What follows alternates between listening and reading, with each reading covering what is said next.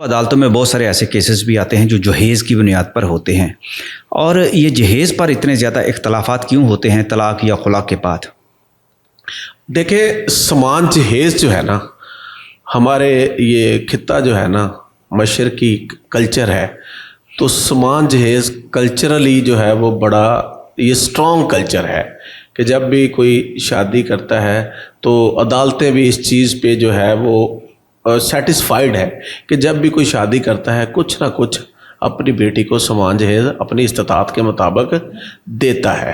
حالانکہ آپ دیکھیں مسلم فیملی لا آرڈیننس 1961 کے ہم نے سارے سیکشن پڑھے، جہیز کا کوئی ذکر نہیں ہے۔ پورا نکاح نامہ 25 کالم دیکھ لیں، وہاں جہیز کا کوئی کالم نہیں ہے، یہاں تک کہ جہیز کو ممنوع کرنے کا آرڈیننس ہے 1976 کہ آپ اتنی اماؤنٹ سے زیادہ کا تحفہ نہیں دے سکتے، لیکن اس کے باوجود کلچرلی ہمارے سمان جہیز جو ہے وہ دیا بھی جاتا ہے،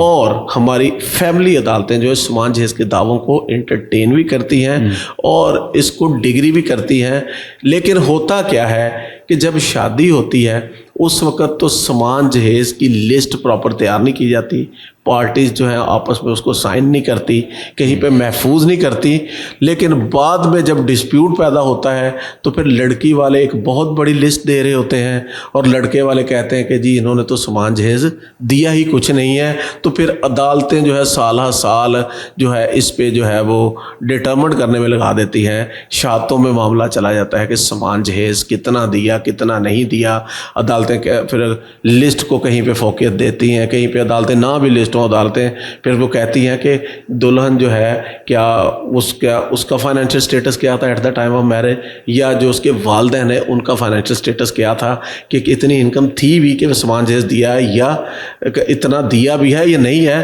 تو میں یہاں پہ سجیسٹ کروں گا کہ آپ جموں کشمیر میں جائیں نا تو وہاں پہ نکاح نامے پہ سمان جہیز کا کالم انہوں نے ڈالا ہوا ہے، اور ساتھ کہتے ہیں کہ جتنا سمان جہیز دیا ہے تو اس کو جو ہے وہ ساتھ سمان جہیز کی لسٹ دونوں پارٹیوں سے سائن کر کے نکاح نامے کے ساتھ رجسٹرڈ ہو جاتی ہے۔ تو اب وہاں پہ پھر کیا ہوتا ہے کہ وہ لسٹ جو ہے پھر یہ نہیں ہوتا کہ اس کی اور لسٹ ہے اس کی اور لسٹ ہے۔ تو میں سمجھتا ہوں کہ کلچر کو قانون کو ایک پیج پہ کر کے یا تو نکاح نامے کا کالم بنا لیں، یا پھر دیکھیں سمان جہیز جو ہے ایک لعنت ہے، اور اس پہ جو ہے پاکستان میں دیکھیں بہت ساری شادیاں جو ہیں 35 سال تک 30 سے 35 سال کا فگر ہے کہ 1 کروڑ سے زیادہ خواتین ہیں جو کہ ان کی شادیاں رہی، اور یہ سمان جہیز سب سے بڑا فیکٹر ہے۔ میں سمجھتا ہوں کہ ہمارے معاشرے میں ہم سمان جہیز دیتے ہیں لیکن بچیوں کو وراثت نہیں دیتے، تو کلچر یہ ہونا چاہیے کہ ہمیں وراثت دینے کی طرف جو ہے وہ پروان چڑھانا چاہیے، کیونکہ وراثت کی بابت سورہ نساء میں بڑا واضح ہے، آیت نمبر 13، 14، 12، 176۔ تو لہذا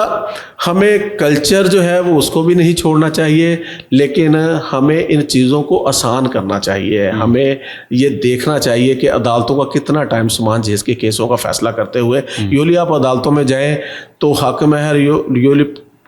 5000۔ لیکن ایسا تو ہوتا ہے کہ جو جہیز میں وہ تقاضا کرتی ہے، اپنے سامان کا تقاضا کرتی ہے، اس دوران جو اس کے سسرال والے ہوتے ہیں انہوں نے کچھ تحائف بھی دیے ہوتے ہیں، وہ واپسی کا تقاضا کر دیتے ہیں کہ یہ چیزیں ہماری واپس کر دو، ہم نے تمہیں تحفے میں فلاں چیزیں دی، تو اس پر تو میرا خیال ہے خاتون کا ہی زیادہ حق بنتا ہوگا۔ قانون دیکھیں جی، اس پہ قانون اور شرع بڑی واضح ہے کہ شادی میں جو بھی تحائف عورت کو چاہے اس کے والدین کی طرف سے ملے ہیں یا دلہا یا اس کے والدین کی طرف سے ملے ہیں، وہ دلہن کی ملکیت ہوتے ہیں، اور ان تحائف کو کلیم نہیں کیا جا سکتا۔ عورت صرف اگر خلا میں جاتی ہے تو وہ صرف کیا سرنڈر کرتی ہے، حق مہر کا ایک پورشن، جس میں میں نے بتایا کہ مسلم فیملی لا آرڈیننس جو West Pakistan family court act کا سیکشن 10 سب کلاس 5 ہے کہ اگر عورت کہتی ہے کہ مجھے اس سے خلا دے دیں، مجھے نفرت ہو گئی ہے، تو پھر وہ حق مہر کا ایک پورشن سرنڈر کرتی ہے۔ لیکن اگر عورت خلا ڈیزولیشن آف مسلم فیملی لا resolution of Muslim marriage act 1939 کے تحت جاتی ہے، وہ جو میں نے 7-8 گراؤنڈز بتائی تھی، تو وہاں پہ وہ حق مہر بھی سرنڈر نہیں کرے گی۔ لہذا جو ہے وہ عورت کو شادی میں جو بھی دیا جاتا ہے وہ عورت کی ملکیت ہوتا ہے، وہ اس کا حق ہے اور قانونی حق ہے، اخلاقی حق ہے، نہیں وہ قانونی بھی ہے، اخلاقی بھی ہے اور شرعی بھی ہے۔ بہت بہت شکریہ نصیر صاحب۔ جی تھینک یو، بہت شکریہ۔